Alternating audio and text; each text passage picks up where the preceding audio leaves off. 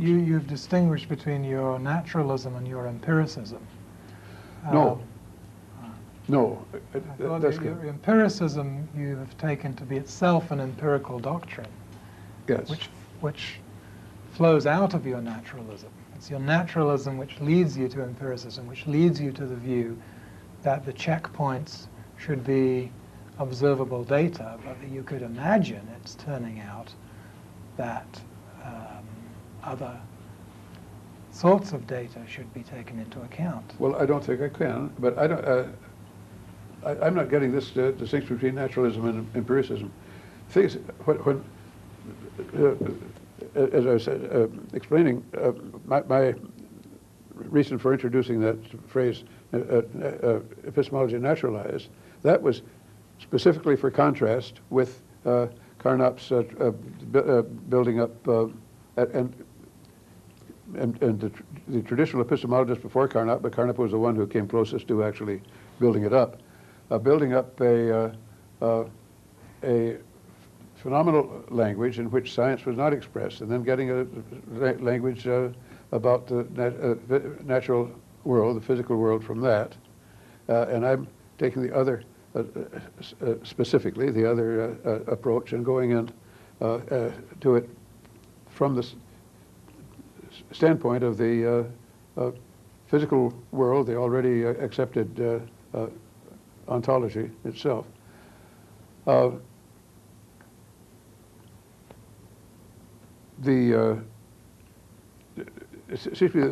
far as I can see, the alternative that you're picturing would just be the sort of thing that I'm picturing as someone who is claiming a kind of mystical, or to me anyway, mysterious source of evidence, or kind of evidence, that I can't appreciate and that doesn't move me. And it would be, it might be a mystical, in some extreme case, a mystical insight on the part of some guru in the Himalayas. I think it's in pursuit of truth. You say that empiricism is itself an empirical doctrine. Oh, yes. It's part of the web of belief. Yes. And might have to be abandoned if it turned out, for example, that there was much more to clairvoyance or telepathy than we presently think. We would be led away from the view that the only reasonable checkpoints for scientific theory are observable data. Oh, yes, well, that's and we'd very, have to accept certain other checkpoints. Oh, good. Maybe we'd even have to accept divine revelation. Good.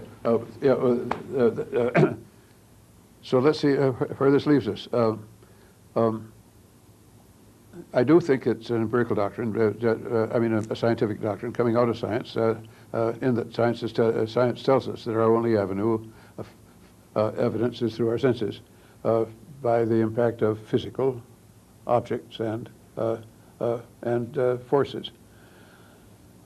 And furthermore, that we might get evidence to the contrary, and it would be still evidence of the kind that does count for me, because it would be observable evidence. And I can well imagine evidence for clairvoyance just in the prediction of observable events, where I couldn't see what empirical basis in terms of known scientific forces he could have brought this about. And that would entail a revision not only of empiricism. Well, would it? Maybe we're getting a bifurcation here. What about that? It makes me wonder whether perhaps there's some difficulty in pinning empiricism on the, yes, I think this is the trouble. Perhaps we should say that that empiricism goes on because I'm still settling only for corroboration in the observations. Yes. Good, good. But what goes by the board is that the doctrine that the input is just through the senses, at least through the senses that we've thus far enumerated. Good. Well, I think the moral of this may be to have second thoughts about the statement that empiricism is a scientific result. Yes, that's good. It's interesting.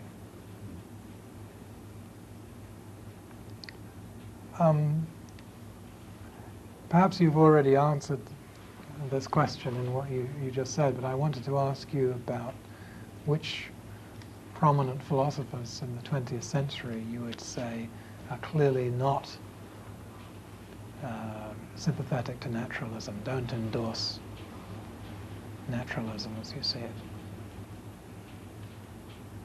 Well, I wonder. Now, certainly the ordinary language philosophers of England are naturalistic as one could wish. At the other extreme, whatever philosophers there are who are religious apologists, trying still to support notions of revelation, would be an example of the contrary. Those are Yes. Those are clear cases at both ends, I'd say. And then in between, what I would think of is just the philosophers who are still reluctant, even though not coming through with epistemological reductions of the kind that Carnap in the Aufbau was undertaking, something that's never been taken up so far as I know and pursued any further, or could be, but still are dissatisfied with the naturalization of epistemology, in that they apparently still feel that there's a problem there. And this would be a negative kind still of non-naturalism. There's a question about where naturalism leaves one with respect to the issue of what is philosophy. One possibility that you have endorsed is that we think of philosophy as part of natural science. There are other possibilities. One might think that philosophy is simply discredited as a possible enterprise. Or one might think that philosophy, perhaps with Wittgenstein, the philosophy doesn't really aim at knowledge, but as a sort of therapeutic endeavor. Is there any particular reason for picking your characterization of philosophy? No, that's not the characterization I intend. I may occasionally say things that sound very much like that, or even exactly like that. But what I mean is, philosophy is continuous with science. My philosophy is continuous with science. I can say that because that follows from the fact that my philosophy, at least, is continuous with science, and it's part of philosophy. And it may still be that, and I think it is, that my philosophy is more continuous with science than it is with some other parts of philosophy. And I don't think of this sort of thing, this scientific sort of philosophy, as being the whole of philosophy. There are other parts of philosophy, even that I respect, ethics. And of course, my position is that judgments of moral value, and for likewise aesthetic value, are not part of science, except the anthropology behind them is.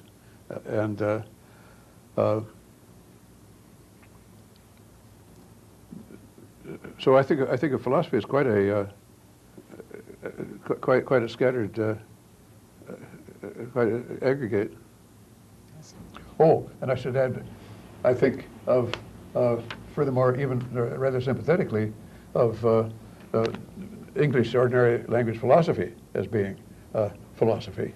It's just that it's not enough of it.